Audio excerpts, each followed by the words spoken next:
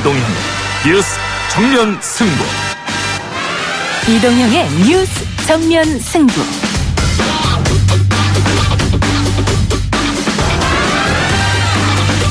청취자 여러분 안녕하십니까, 이동형입니다. 2018년 4월 9일 이동형의 뉴스 정면 승부. 오늘의 출연자들을 먼저 알려드리겠습니다. 1부에서는 더불어민주당 전해철 의원과 함께 해경궁 김씨 논란 한번 짚어보겠습니다. 2부 최강병기 코너에서는요, 백성문 변호사, 한국일보 기획취재부 박상준 기자와 함께 삼성증권 배당 사고와 이명박 전 대통령 기소를 주제로 해서 한번 이야기 나눠보고요. 3부에서는 김기식 금융감독원장의 외유성 출장 논란에 대해서 바른미래당 권은희 의원 인터뷰하겠습니다. 4부 지선아 사랑해, 여러분한테 첫 선보이는 코너죠. 오피니언 라이브 윤희용 여론분석센터장, 그리고 리얼미터 권순정 조사분석실장과 함께 6.13 지방선거 민심을 한번 분석해 보겠습니다. 이동형의 뉴스 정면 승부는 라디오 주파수 FM 94.5MHz, YTN 라디오 전용 앱 예스로 실시간 들으실 수 있습니다. 다시 듣기는 YTN 라디오 홈페이지 팟빵 앱과 아이튠즈 팟캐스트에서는 매일 밤 11시와 12시에 업로드 예정되어 있었습니다만 제가 제작진에게 가열찬 채찍질을 가해서 더 빨리 업로드될 수 있도록 하겠습니다. 의견 참여 가능한데요. 휴대전화 문자메시지 샵 0945번, 우물정 0945번, 단문 50원, 장문 100원에 모시겠습니다. 예스 앱에서는 무료로 실시간 댓글 참여 가능합니다. 4월 9일 월요일 이동형의 뉴스 정면 승부 시작하겠습니다.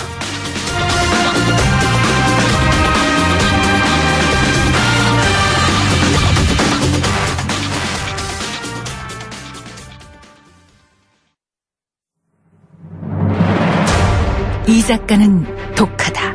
이 작가는 거칠다. 이 작가는 솔직하다. 이 작가는 눈치가 없다. 그는 할 말은 한다. 할 말은 한다. 정치 오타쿠 이 작가의 독설. 뉴스 정면 승부.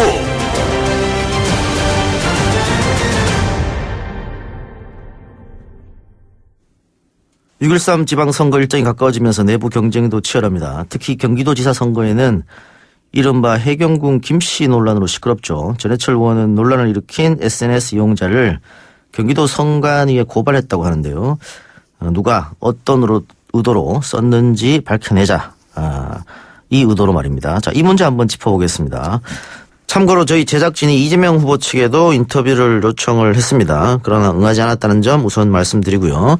차후라도 이재명 후보 측에서 인터뷰 요청이 있으면 언제든지 저희가 응하겠다, 이런 말씀을 드립니다. 더불어민주당 경기도지사 예비후보인 전해철 의원 모시겠습니다. 전 의원님 나와 계십니까? 예, 안녕하십니까? 네, 바쁘시죠? 예, 열심히 뛰어다니고 있습니다. 그 지방선거까지 며칠 안 남았고 또 예. 경선은 더더욱 코앞이에요. 예. 그런데 지난번 다른 프로그램에서도 저하고 만나서 인지도 올리는데 좀 고민이 있다, 이런 말씀하셨는데 예. 어때요? 많이 좀 올렸습니까? 예, 그렇습니다. 초반에는 이제 제가 좀 인지도에 문제가 있거나 이제 부족하다 그랬는데요. 예. 그동안 많이 이제 활동을 하고 또 언론에 많이 나오면서 제 경력인, 제가 이제 노무현 정부의 민정수석, 또 예. 문재인 대통령과 함께 했던 거, 또 당에서 쭉 특위 활동 등 했던 내용을 많은 분들이 알면서 예.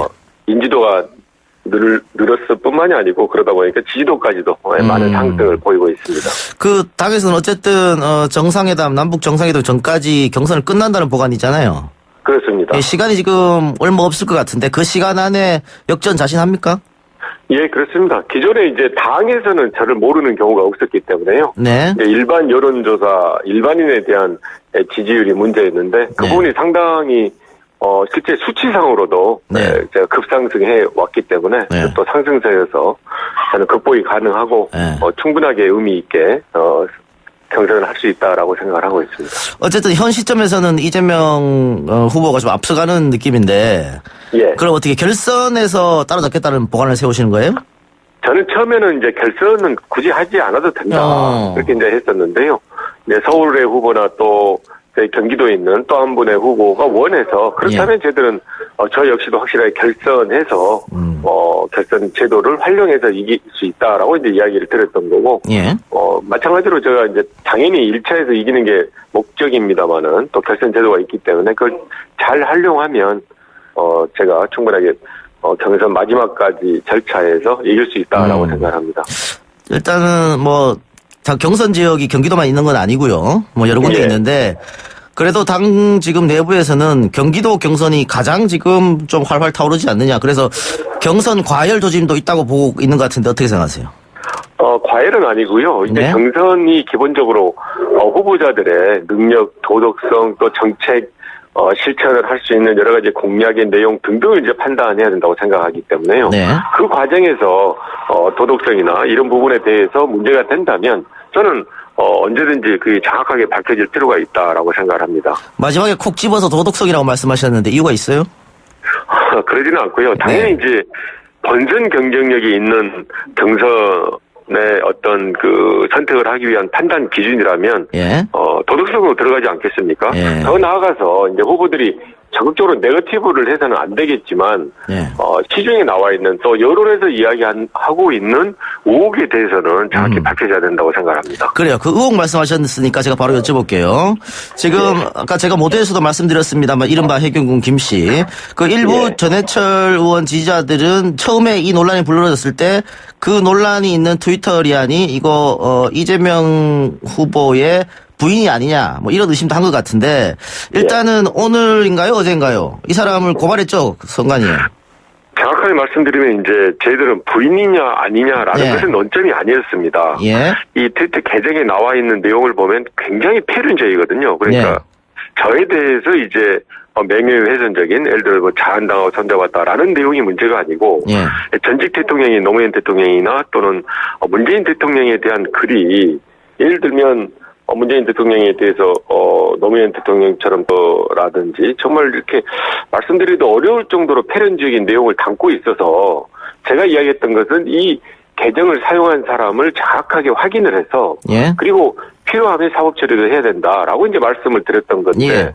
그 이야기가 온라인상에서는 이런저런 의혹이 많이 나왔습니다. 알겠습니다. 그래서 저는 이제 그 의혹에 대해서는 우리 이재명 후보 예. 측에 같이 조사 의뢰나 또 수사 의뢰를 해서 사실을 밝히자라고 했는데 이제 거기에 응하지 않아서 저 혼자 어제 했다. 이제 단독으로 고발했습니다. 알겠습니다. 그런데 그 트위터 계정을 쓰시는 분이 전해철 의원 본인에게도 좀 과도한 욕설을 한 걸로 알려져 있는데 그러면 지금 이 사건은 본인 사건에서 고소한 거예요? 아니면 그 아까 얘기했던 그 고인에 대한 명예훼손 이런 것 때문에 고발을 한 겁니까? 그렇습니다. 고발입니다. 고발입니까? 일단은 고발은 이제 공직선거법상 명예훼손은 고발이 가능하거든요. 예. 그래서 이제 고발을 했는데 사실 제가 고발까지 하게 된 것은 저에 대한 명예훼손보다는 전직 대통령 또 현 대통령에 대해서 정말 너무 편인적인 해서는 안 될 이야기를 해서 저로서는 뭐 도저히 이것을 더 이상 묵과할 수 없다라는 생각에 고발 조치까지 하게 됐습니다. 예. 그런데 뭐 전해철 의원은 그 트위터를 쓰시는 사람이 이재명 시장 부인이 아니야 그거는 뭐 중요한 게 아니다라고 말씀하셨는데 지금 이게 인터넷에서 해경군 김씨라고 그 트위터리안이 불리잖아요. 이 해경군 김씨라고 하는 것이 이재명 시장 그 아내분을 지칭해가지고 공격하는 그런 걸로 쓰이는 거 아니에요? 만약 트위터의 그 계정 이름이나 이런 부분이 이제 상당 부분 그런 의혹을 제기하는 것 같은데요. 제가 거듭 말씀드리지만 저는 그 아내라는 부분이 중요하지 않고요. 실제로 저는 또 아내의 가능성이 별로 없다고 생각합니다. 문제는 그런 트윗을 사용하는 분이 그런 악의적인 글을 쓴 거에 대해서 빨리 사실 확인을 해서 사법적인 조치를 해서 더 이상 그런 이야기가 나오지 않게 하는 것이 필요하다라는 생각에서 제가 고발 조치를 했습니다. 이거 지금 수사당국이 빨리 조사하면 누군지 금방 알아낼 것 같은데요? 그 수사 관행은 또 해오는 건 제가 잘 모르겠고요. 아니, 근데 경선 전에 나오는 게 낫지 않을까요? 누군지? 어떻게 생각하세요? 저는 뭐 당연히 경선 전에 나오면 낫겠다 그렇죠? 싶어서 이제 어제 고발을 했고요. 알겠습니다. 자, 그러면 이게 지금 뭐 경선이 그렇게 치열하지 않다고 뭐 전 의원님 생각하십니다만은 또 치열하게 전개된다고 생각하시는 분도 계시는데 경선이 끝나고 나서 이게 자유롭게 조화가 또 잘 이루어질까요? 같은 당 사람들끼리? 저는 이제 치열하게는 해야 된다고 기본적으로 생각하고요. 다만 이제 혼탁이라든지 지나치게 진흙탕 싸움이라는 것은 이제 동의를 하지 않는다고 말씀을 드렸는데요. 그 이유가 실제로 이런 의혹이 제기되거나 또는 필요한 어떤 이야기들은 해야 된다고 생각을 합니다. 그런 이야기를 하지 않고 잠복에 있으면 오히려 본선 경쟁력을 침해할 수 있어서 나타나는 의혹에 대해서는 확실하게 규명할 필요가 있다. 이제 이런 말씀을 드리는 거고 네. 현재 경선 과정에서 이런 이야기들을 하고 의혹을 해소하고 또 필요한 토론회 등을 해서 검증하고 하는 것들은 예. 저는 더 열심히 더 필요하게 많이 해야 된다고 생각합니다. 알겠습니다. 그러면 결론적으로 뭐 이거는 검증 차원이지 네거티브는 아니다 이렇게 결론을 내면 되겠네요. 예, 좀 그러니까 흔히 이제 옆에서 또는 이제 뒤에서 우려하고 있듯이 예. 지나치 혼탁이라는 것은 아니고요. 알겠습니다. 오히려 경선 과정에서 이런 의혹을 해소하는 것이 경선의 목적이지 않겠습니까? 알겠습니다. 다른 얘기 한번 해볼게요. 예. 경기도지사가 지사직이라고 하는 게 민주당에서는 그동안 호락호락했던 지역이 아닙니다. 그렇습니다. 예, 이번에도 쉽지만 않을 것 같은데요? 그렇습니다. 사실 저희들이 20년 전에 경기도지사 선거를 민주당이 이기고 이후에 못 이겼습니다. 예. 그것은 이제 경기도의 지형 자체가 저희들한테 꼭 유리한 것만 아니다라고 이제 볼 수 있을 것 같은데요. 예. 다만 이제 좀 다행스러운 것은 지난 5월 대선 때는 경기도 60개 지역위원회에서 5군데를 제외하고는 당시 문재인 후보께서 굉장히 이겼습니다. 그리고 경기도 선거 결과도 압승이었고요. 예. 그런 면에서 이번 지방선거에서 저희들이 경기도지사 선거를 16년 만에 한번 기대를 해볼 만하다 생각을 합니다만은 다만 이제 그런 지난 5월의 결과를 보고 저희들이 안주하거나 그렇죠. 그득 강조하지만 본선 경쟁력이 있는 후보를 뽑지 못한다면 16년 동안 못 해왔던 것을 또다시 20년으로 늘릴 수 있다라는 생각에서 아무튼 경선 과정이 아주 공정하지만 그러면서도 정책이나 능력이나 도덕성이 검증되고 하는 치열한 경선이 됐으면 하는 바람을 가지고 있습니다. 예, 대부분 선거가 낙관하거나 안주하다 보면 다른 쪽으로 넘어가더라고요. 그렇습니다. 예. 사실 몇 개 선거에서도 그러지 않았습니까? 예, 그 예. 지형이 좀 유리하다고 했지만 전혀 예기치 않은 몇 가지의 그 안 좋은 그런 건들이 예. 그 전체 선거에 큰 영향을 주었던 경우가 굉장히 많았었거든요. 그래서 예. 아무튼 저는 그런 부분이 경선 과정에서 다 이렇게 좀 걸러지고 정리됐으면 하는 바람을 가지고 있습니다. 알겠습니다. 의원님 공약 보니까 예. 뭐 비무장지대 인근에 유엔 사무국을 유치하겠다. 뭐 접경지역 규제를 완화하겠다. 통일경제특구를 조성하겠다. 경기 북부에 평화통일특별도를 하겠다. 분도하겠다. 결국 이거는 지금 경기도가 남북권은 경제적으로 좀 괜찮다. 부유하다. 그러나 경기 북부가 굉장히 경제적으로 좀 힘든 곳 아니냐. 이렇게 해서 경기 북부에 집중적으로 공약을 낸 것 같아요. 그렇게 해석하면 됩니까? 그렇습니다. 그러니까 지금 이제 경기도가 잘 되기 위해서는요. 네. 경기도 각 지역에 맞는 처지와 여건에 맞는 정책이 있어야 됩니다. 그렇게 봤을 때 경기도에서는 상대적으로 북부가 재정 자립도 낮고 또 발전이 더디졌던 것이 사실입니다. 네. 그 이유는 이제 많은 규제가 있는 거거든요. 경기도에 있는 수도권 규제에 의해 군사시설 보호구역이라든지 개발제한구역 이런 규제에 의해서 경기 북부가 상당히 침체되었던 부분이 있기 때문에 이런 북부에 대해서는 좀 더 특별한 대책이 필요하다. 그래서 이제 문재인 후보께서 경기도 8대 공약에 이야기했던 특구라든지 또 제가 지난 일요일 날 이야기했던 경기 북부를 평화통일 특별도를 만들어서 재정적 행정적 지원을 하자라고 이제 말씀드린 게 더 이상 경기 북부에 대해서 소외되어 있던 지역을 방치해서는 안 된다. 적극적인 정책이 필요하다라는 의미에서 이제 제가 그와 같은 공약을 제시하게 된 것입니다. 근데 지금 말씀하시는 통일경제특구라든가 평화통일특별도라든가 이런 것은 뭐 전해철 의원이 도지사가 되더라도 도지사가 하고 싶다고 되는 건 아니잖아요. 뭐 정부하고 협의도 해야 될 거고 말이죠. 당연합니다. 네. 사실 이제 평화통일특별도 내지 분도 경우에는 예. 그동안 도지사 후보들이 많이 공약으로 했는데 그게 실현이 안 됐습니다. 왜냐하면 도지사가 된 다음에 그걸 공론화한다든지 적극적인 추진 의지를 보이지 않았던 결과이거든요. 네. 그래서 저는 이제 첫 번째로 제가 이제 도지사가 되면 제 임기 중에 주민투표를 실시하겠다라고 이제 이야기를 드렸고요. 네. 두 번째는 이제 당연히 정부 또 청와대나 또는 그 내각과 협의가 필요한데 그런 부분에 대해서는 제가 그분들과 같이 일을 했던 많은 경험도 있고 또한 관계상 많은 네트워크를 갖고 있어서 그걸 실천할 수 있는 능력이 있지 않겠냐 생각을 해서 이번에만은 분도 내지 평화통일특별도를 반드시 실현시키겠다라는 이제 말씀을 공약으로 이야기 드렸습니다. 예. 이번 당내 경선 같은 경우에는 지금 우리 당원 50% 또 뭐 여론조사 50% 이렇게 되는 겁니까? 그렇습니다. 일반 당원, 권리당원의 경우에는 50% 네. 전수조사를 해서 모든 권리당원에게 이제 투표권을 주는 거고요. 네. 나머지 50%에 대해서는 시민분들을 이제 안심모드를 활용해서, 여론조사 방식으로 해서, 선택을 하게 됩니다. 그러면은 소위 말하는 문심, 당심 이런 거에서는 전후 후보가 굉장히 앞서 있다. 이렇게 봐도 되는 건가요? 쉽게 말해서? 예, 저는 일정 부분 앞서 있다고 이렇게 평가해 주는 부분에 대해서 저는 좀 사실이라고 생각합니다. 예. 그것이 이제 우연이라기보다는 제가 지난 이제 10수년간 당에서 생활하면서 여러 활동했던 것, 또 문재인 대통령을 누구보다도 곁에서 보좌하면서 정치 활동을 했던 거라든지, 또 1년 반 이상 최고위원 도당위원장 하면서 경기도 곳곳을 누볐던 그런 모습들이 경기도의원분들 80% 이상, 또 많은 의원, 지역위원장이나 시의원님, 당원분들이 지지해준 결과다 생각을 해서 예. 저는 제가 유리하다는 거에 대해서 부정하지 않고 일정 부분 사실인 것 같습니다. 아니 제가 왜 이 질문을 드렸냐면 방금 말씀하시면서 다른 후보보다 정부 협의는 내가 더 낫다 이렇게 말씀하시길래 제가 여쭤봤고요. 예. 예, 의원님 그 핵심 공약 하나만 듣고 마칩시다.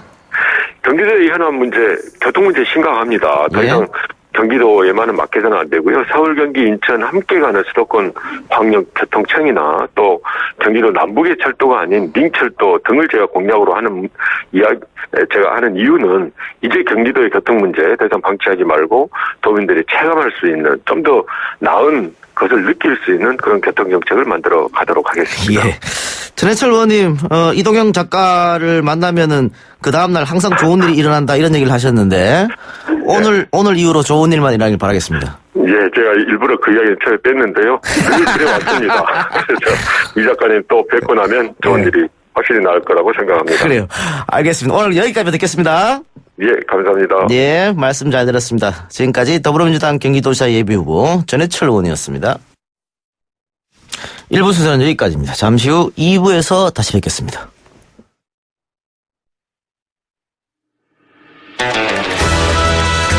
딱딱하고 지루한 뉴스가 소설보다 흥미진진해지는 새로운 경험. 놀라셨죠? 이것이 바로 이동준의 뉴스 정면 승부.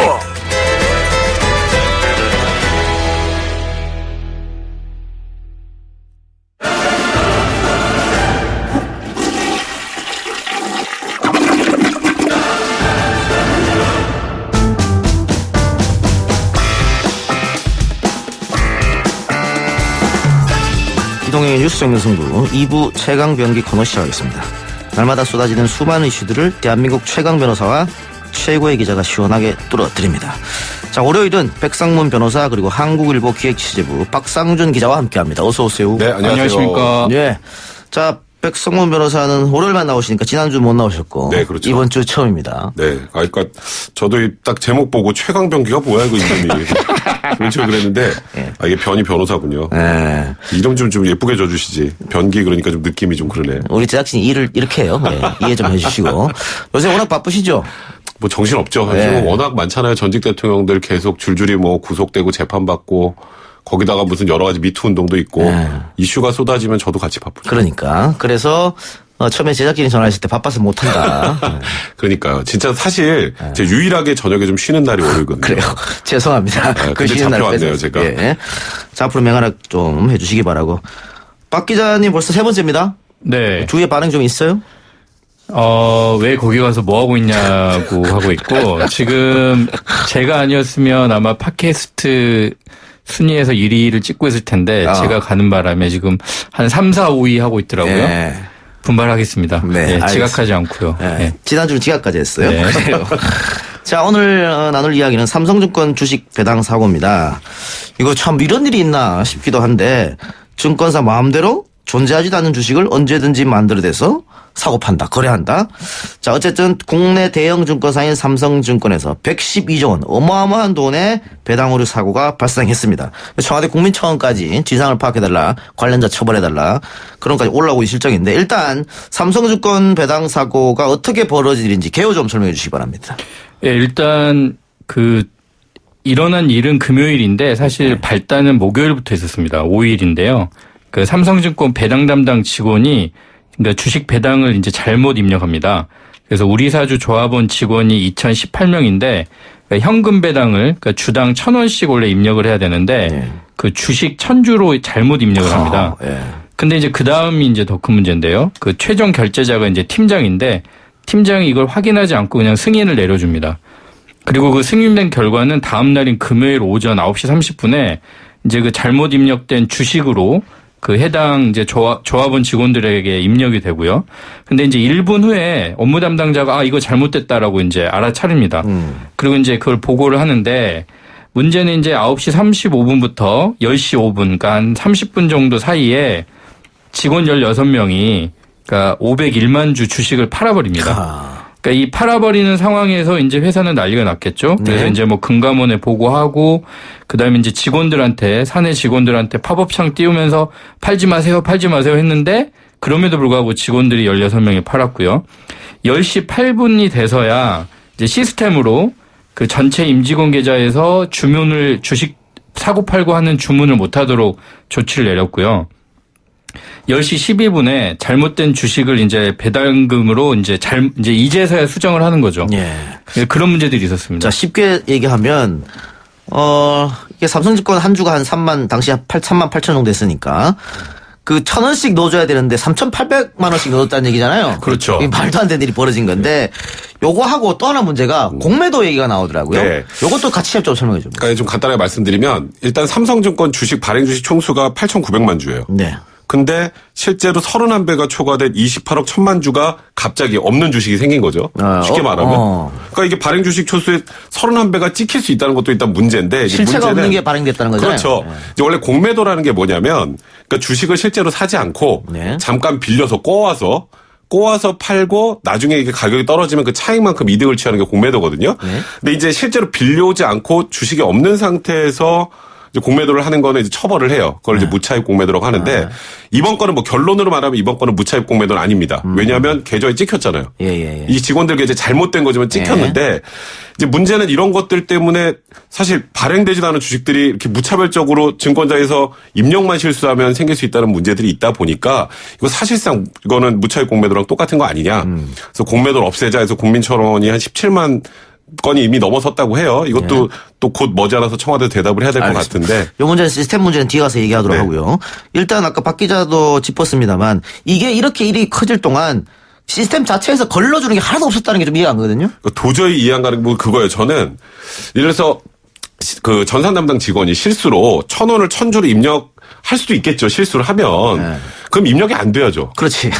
그게 입력이 된다는 게, 그러니까 실수는 분명히 있을 수 있는데 실수를 하면 그대로 입력이 되고 발행 주식 소수의 31배가 넘는 주식이 그냥 발행이 되는 거나 같은 효과가 있다는 것 자체가, 그러니까 중간에 뭐 삼성증권이 잘못한 거 이거 다 차치하더라도 그게 가능하다는 걸 안 국민들이 굉장히 많이 충격을 받은 것 같아요. 박 기자님, 또 하나 저 이해가 안 가는 게 이게 어떻게 보면 도덕적 해이 같은데 직원들이 잘못된 돈이 자기 계좌에 들어온 걸 알았을 거 아니에요. 자기 돈 아닌 거 알잖아요. 근데 이걸 판다는 게 말이 돼요? 웬일일까 하면서 이제 웬 떡이냐. 아니, 말도 안 되지, 그거는. 회사가 나를 위해 이런 일도 해주다니 하면서 이제 받아들였을 테고 사실은 팔면 안 되죠. 안 되죠, 이게. 네. 근데 팔았고요. 그리고 사실은 나중에 판 직원 중에 일부는 다시 사들였다고 합니다. 근데 이미 이제 일이 벌어진 다음이고 그래서 이제 도덕적 해임 문제도 얘기가 나오는 거고 그리고 이제 뭐 이따가도 나오지만 횡령죄 얘기하면서 미필적 고의 이런 문제도 또 나오는 거고 이게 그 어떤 사람은 몇백억 팔아가지고 이득 봤던데 자, 백 변호사님 이거 우리가 흔히 알기로 은행에서 계좌를 돈 잘못 입금할 때 있잖아요. 그렇죠. 그러니까 나한테 입금해야 되는데 박상준한테 입금할 때 있잖아요. 그렇죠. 그러면은 박상준이 나 대신에 그걸 돈 뺐으면 안 되는 거 아니에요? 그 횡령죄예요. 그게 횡령죄로 처벌을 받는 건데 조금 전에 말씀하셨던 것처럼 이번 사건하고 좀 유사하죠. 근데 이제 아마도 직원들은 그렇게 얘기를 하겠죠. 회사가 나를 위해서 줬다고 생각했다. 보너스로. 어마어마하게 그냥 내가 일을 정말 잘했구나라고 생각해서 줬다라고 생각할 수도 있겠는데 문제는 아까 그 얘기 있었잖아요. 이거 주식 착오로 됐으니까 이거는 팔지 마세요라는 공지가 내려졌다고 하는데 그 이후에도 지금 팔았다는 직원들이 있거든요. 근데 아마도 그 직원들은 그거 공지 못 받습니다라고 하겠죠. 근데 이 정도 되면 사실상 뭐 확정적 고의까지 인정하기는 힘들다고 하더라도 미필적으로나마 이건 내게 아니라고 충분히 알지 않겠어요? 그러니까 이거는 횡령죄로 처벌될 가능성이 분명 있습니다. 다만 이제 다 회수 조치가 되면 이제 삼성증권 자체 내 이제 피해는 뭐 어느 정도 해결이 되겠죠. 그러면 피해 회복 차원에서는 처벌은 그렇게 중하게 되진 않을 텐데 더 큰 문제는 이제 그것 때문에 피해본 이제 투자자들이 문제인 거죠. 그럼 그 질문으로 자연스럽게 넘어갈게요. 어쨌든 상식적으로 납득할 수 없는 일이 일어났는데 질문하기 전에 앱으로 김태경님께서 님 덕분에 한낮에 한국 라디오 듣고 있는 프랑스 사는 아줌마입니다. 예, 이렇게 앱으로 들으시면요. 전 세계 어디서 들을 수 있으니까 많은 애청 부탁드리고요. 자, 백 변호사도 지금 언급한 것처럼 이게 이렇게 됨으로써 삼성증권의 주가가 두 자릿수 이상으로 폭락했거든요. 네. 그러면 삼성증권 주식을 갖고 있는 개인 투자자들은 손해본 거잖아요. 회사의 잘못으로. 가지고 있는 분도 손해고 사실 그날 이제 일이 벌어지니까 이게 무슨 일인지 해가지고 일단 막 가격이 떨어지니까 일단 팔고 보자 해가지고 또 판 분들도 있는 거죠. 예. 그러니까 투자자들은 다 손해를 보고 있는 거죠. 삼성증권 입장은 그럼 어떻게 해요? 이게 보상해준다는 거예요? 일단은 피해 보상을 하겠다라고 사장이 이제 그 두루뭉술하게 근데 얘기를 했습니다. 이제 초유의 사태이기 때문에 사실 금융당국도 이런 경우에 어떻게 지금 해야 되는지도 아직 답이 없는 상태고 삼성증권도 일단 보상은 하겠다고 해서 이제 피해자 구제 센터를 만들어서 현재 한 200명 가까이 이제 지금 신고를 했다고 하는데 구체적으로 이제 파악을 해야 되겠죠. 어느 시점에 어느 가격에서 팔았고 이런 것들 따져보고 아마 이제 어떻게 보상을 해줄지는 아마 방안을 내지 않을까 싶습니다. 그리고 회수는 그러면 다 가능한 겁니까? 그러니까 일단은 그날 오후에 뭐 260만 주 장내에서 매수도 했고요. 삼성증권 측에서. 그리고 또 기관 투자자에게 또 어느 정도 이렇게 빌려서 해결한 부분이 있기 때문에 그건 문제가 없는데 이제 결국 이제 개인 투자자의 손해 부분이잖아요. 예. 근데 그게 입증이 진짜 어려워요. 아하. 그러니까 이게 분명히 뭔가 손해는 발생을 했는데 이게 시작 아까 500만 주 정도를 판 것 때문에 하고 다들 던져가지고 12%까지 순간적으로 장중에서 폭락을 한 건데 그게 500만 주를 내던진 것 때문에 10%가 다 폭락했다라고 입증이 가능한지. 그러니까 이게 항상 이럴 때 원론적으로 손해가 생겼다면 배상하겠다라고 하지만 실제 이제 투자자 입장에서는 이것 때문에 내가 얼마를 손해봤다는 걸 정확하게 입증을 해야 되는데 예? 그게 쉽지 않죠. 그래서 지금 뭐 집단 소송 움직임까지 있다라고 하는 지금 뭐 전원입니다. 근데 아까 백 변호사 얘기했던 그 무차입 공매도 그 삼성증권이 2012년도에도 그것을 금지해가지고 5천만 원 가태료 네. 받았다고 했는데 이번에 또 이것도 어떻게 비슷한 걸로 보면 되겠죠? 그렇죠. 그러니까 그때 5천만 원 과태료도 이거 너무 솜방망이 아니냐라는 얘기가 있었어요. 이게 공매도라는 게 어떨 때는 이제 좀 주식 중에도 좀 과대 포장된 애들 있잖아요. 네. 이제 그런 거품도 빼고 그리고 이게 하락장에서는 유동성 높이는 효과가 있기 때문에 공매도라는 것 자체를 완전히 없애는 게 맞느냐에 대해서는 갑론을박이 있거든요. 근데 이제 지금 말한 무차익 공매도 같은 경우는 이거는 투기 세력이나 이런 부분들이 많이 개입되려고 해서 확실하게 금지를 하고 있는데 그때 삼성증권이 그랬단 말이에요.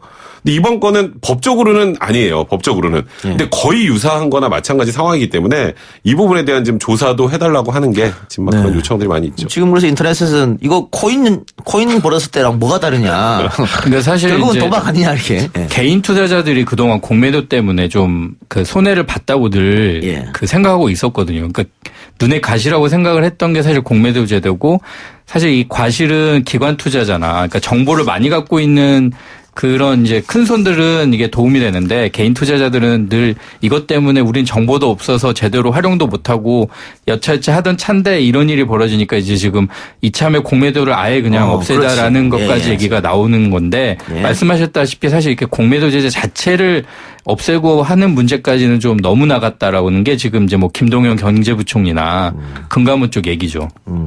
그러면 주식 거래 시스템을 이대로 둬도 되느냐 이런 얘기도 있더라고요 지금. 그러니까 지금 제가 말씀드렸던 것처럼 발행 주식 총수의 31배가 넘는 유령 주식이 입력하면 찍힌다는 거 아니에요. 그러니까 그 자체가 가장 큰 문제인 것 같아요. 그 이후에 바로잡고 뭐 이런 문제들은 하나하나 이제 뭐 점검을 해야 되겠지만 찍으면 찍힐 수 있다는 거. 그거 자체가 그거 자체를 이제 해결할 수 있는 시스템을 만드는 게 우선이 아닐까. 근데 문제 이게 삼성증권만 이러고 있어요? 다른 증권사도 똑같겠죠. 예. 찍으면 찍힌다는 거. 이제 찍으면 찍히는 게 안 되게 만들어야 지금 이런 문제들이 또 발생을 막을 수 있을 것 같아요. 그래서 지금 방금 짚어준 것처럼 다른 증권사도 똑같이 실수할 수도 있는 건데. 그러니까요. 그럼 이게 제도적으로나 혹은 시스템적으로도 보완이 필요한 거 아니에요? 그러니까 그 시스템을 지금까지 저는 원래 안 들은 줄 알았어요. 이렇게. 다 있는 줄 알았죠. 그렇죠. 그러니까 1,000원 배당인데 1,000주로 잘못 넣으면 당연히 안 된다고 생각하는데 이게 배당이 된다는 것 자체가 문제지 않습니까? 그 시스템을 바꿔야 되는 거예요. 이게 잘못 입력하더라도 이런 황당무계한 일이 벌어지지 않게 만드는 게 일단 첫 번째가 아닌가 싶고 그 위에 말씀드렸던 것처럼 관련자들이 잘못한 게 있으면 확실하게 처벌을 하고 재발 방지를 해야 되는 상황이 되지 않을까. 그러니까 저도 제가 말씀드렸던 것처럼 첫 단추 입력하면 나오는 거 요거부터 막는 시스템을 만들어야 될 것 같습니다. 네, 어떻게 생각하세요? 또 하나 문제가 이번 같은 경우는 이제 그 발행하는, 그러니까 우리 사주에게 이제 주식을 이렇게 배당하는 그 발행사가 하필 이제 그 투자 중개를 하는 증권사였다라는 것도 또 문제거든요.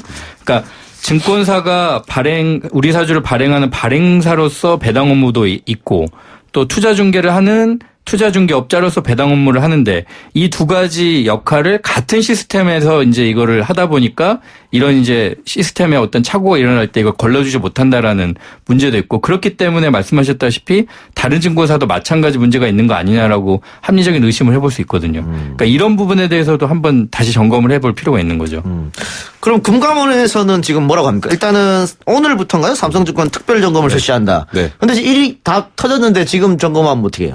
그러니까 이제 뭐 그래도 이제 터졌으면 이제 앞으로 더 이상 이런 일이 벌어지지 않게 전체적인 시스템을 점검하고 확인한다는 차원이라고 봐야 될 것 같고요. 예. 이 상황에서 이제 범죄 혐의 같은 것들이 드러나게 되면 아까 말씀드렸던 것처럼 이 팔았던 직원들의 뭐 횡령 혐의나 그리고 아니면 이 관리 감독을 잘못해서 생기는 문제들이 있었는지를 하나하나 체크해서 이제 앞으로 이런 일들이 생기는 걸 방지하겠다라는 건데 저는 이 삼성증권의 특별점검뿐 아니라 말씀하셨던 것처럼 우리나라 증권사 많잖아요. 예. 증권사에 이게 동일한 시스템으로 이런 일이 벌어질 수 있다면 그 시스템을 어떻게 막을 수 있을지에 대한 고민을 하는 게 좀 우선이지 않을까 생각이 듭니다. 알겠습니다. 삼성증권 얘기는 거기까지만 듣고요. 다른 얘기를 한번 넘어갑시다.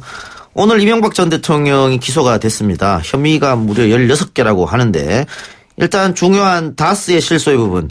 이거는 검찰이 그냥 이명박 전 대통령의 소유라고 못 박은 거죠? 그렇죠. 그러니까 다스 실소유자가 이제 핵심 쟁점이 될 텐데 사실 검찰이 이 많은 혐의를 이제 그 규정하는 데 있어서 제일 중요한 게 이제 다스 실소유자가 이명박 대통령이라는 걸 밑에 깔고 이제 진행을 한 거죠. 예. 자, 그러면 앞으로 네. MB가 어떻게 나오느냐. 박 전 대통령처럼 이거는 뭐 정치적 사건이다 그러면서 검찰 수사는 안 받았잖아요. 네, 그렇죠. 재판도 보이콧 할 건지 어떻게 전 예측하세요? 재판은 성실하게 임할 것 같아요. 당분간은.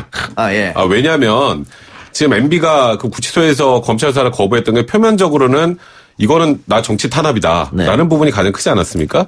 근데 사실 숨은 속내는 이제 저희 이제 법조인들이 분석하기로는 이명박 전 대통령들의 측근들이 이제 검찰에 한번 들어가면 그다음부터 연락이 안 돼요. 네. 연락이 안 돼. 그러니까 아는 게 없어요. 사실 수사가 어떻게 진행이 됐는지. 근데 기소가 되면 그다음에 바로 변호인들이 이 수사 기록을 열람하고 등사할 수 있거든요. 예. 그럼 최소한 지금처럼 깜깜이 상태는 아니고 지금 관련자들이 무슨 진술을 했고 지금 검찰이 무슨 소위 패를 쥐고 있는지 확인할 수가 있기 때문에 이 확인 이후에 어떤 부분은 부인하고 어떤 부분은 인정하는 게 맞을지에 대한 전략을 세울 거예요. 이제 그 전략을 세우고 이제 걱정되는 건 지금 이명박 전 대통령 다 부인했잖아요. 다 부인했으면 박근혜 전 대통령이랑 똑같게 어마어마한 증인의 그 숫자가 이제 나올 거란 말이죠. 그럼 6개월이나 재판 안 끝나요.